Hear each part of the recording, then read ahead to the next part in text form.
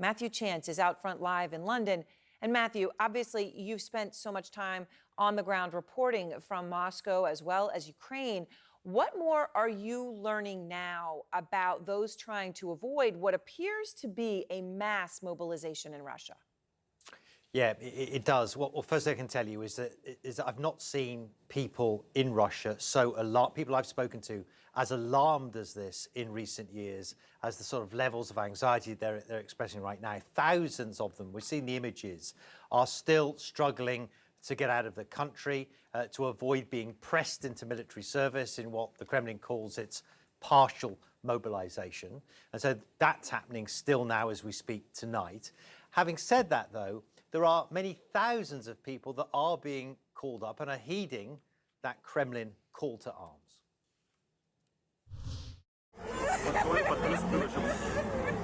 In the darkness, Russian men being wrenched away to fight. These are heartbreaking scenes from Dagestan in southern Russia, where wives and mothers, hoping for a last glimpse of loved ones, are wailing in despair. The Kremlin says this is just a partial mobilization, but rights activists tell CNN ethnic minorities in remote regions of Russia are being disproportionately called up. One way, perhaps, of hiding the impact. Across the entire country, though, an eruption of anger at Putin's forced mobilizations has seen distraught protesters risking jail, even direct conscription into the ranks, to speak out. People here are simply terrified of loved ones being sent to kill or be killed in Ukraine. I've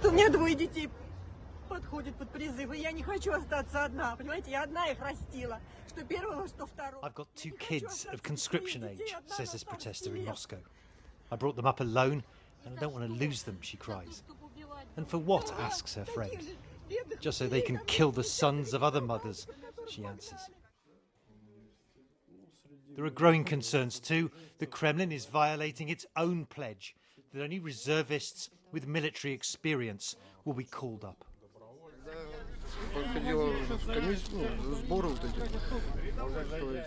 But men like Artyom, a coal miner in Siberia who recorded himself on the military bus taking him away, insists he's never served, but was officially summoned, like many other workers, to join up during his shift. I just didn't know what to do, he says. And thousands of Russian men of fighting age are now desperate to avoid that fate, cramming into trains like this one to neighbouring Kazakhstan, or driving to the nearest border crossing. Cheap flights have quickly sold out.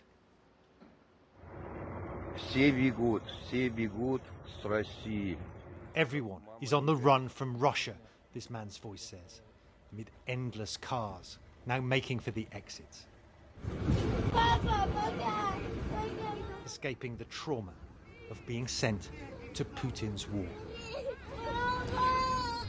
Right, well, Erin, there's more controversy tonight in Russia, as you were referring to, about exactly how many people are going to be called up in this mobilization. It's not just Volodymyr Zelensky of Ukraine saying it's 1 million. Local media in Russia is quoting their sources, saying that that's the figure they've been told as well. The Kremlin says that's lies, but we will see. All right. Thank you very much, Matthew Chance. Powerful piece. And now Christo Groza joins me, executive director and lead Russia investigator at Bellingcat, which has uncovered so much of the truth of what's happening here in Putin's war, and retired Army Lieutenant General Mark Hertling, the former commanding general for Europe and the 7th Army. Thanks to both of you. So Christo, just watching that powerful piece by Matthew Chance, we hear that there's disproportionate call-up of certain ethnic minorities. Clearly, the numbers don't seem to be 300,000 reservists. And the Russian state media themselves are saying 1 million. What more are you learning is really happening with the mobilization? Well, one thing that we see is indeed the disproportionate recruitment of people that are from ethnic minorities. We see that if we take the average of Moscow being, what we have evidence is about 30,000 people will be called up in this wave of mobilization in Moscow. That's about 1% of the stated 300,000. But if you look at what percentage of the people are being called up in in Buryatia or Dagestan, that's about 5 times more than in Moscow. Yeah, part of that can be explained with the fact that because of the poor nature of those regions, a lot more people have a sort of prior military experience on contract service because they needed a job. But in any case, this leads to a disproportionate attack on minorities in terms of who is going to die in the first wave of this mobilization. And the second thing we're finding is obviously the complete randomness and chaos of the recruitment process, the mobilization process. Clearly, this was not something that was prepared well. I mean, we can account for a lot of incompetence in the Russian army based on what we saw in the first 7 months of the war. But this is really incompetent. They're bringing in people who are, one person was 63 years old and he was brought in to be mobilized, clearly outside of any range of being allowed by law. Somebody who had body damage, somebody who had a missing limb was recruited or attempted to mobilize. So clearly they had some incomplete random information, which leads to a conclusion that Putin did not really prepare for this mobilization. Now, this mobilization, as you can see, as Matthew said, is causing a major social explosion. And Putin was doing everything possible to avoid that. But that's what he has. That's what he has. And I think those words are powerful, social explosion. General Hertling, it seems to indicate that Putin did this quickly. He did it with his back against a wall. Clearly, they're not prepared, right? The images that are coming in of how they're mobilizing and where they're sleeping and everything this is insane. No professional would do it this way. It comes as we're hearing more and more threats of nukes from Putin. And the CNN is reporting that the U.S. has privately urged Russia not to use nukes. Does that warning mean anything? It does. Erin, and if I may, I'll comment on what Mr. Grostov just said first. Yep. You used the words chaotic, dysfunctional, insane. And I will say, have we not heard all three of those words in what Mr. Putin and his military have done so far in this campaign? It's a recurring theme. Watching these pictures is just, it's unbelievable to me. I knew it was going to be bad. Again, I'm going to say we didn't know it was going to be this bad. This is horrific. One of two lessons I learned as a soldier, Erin, there was a time when our unit was asked to stay 3 months longer in Iraq.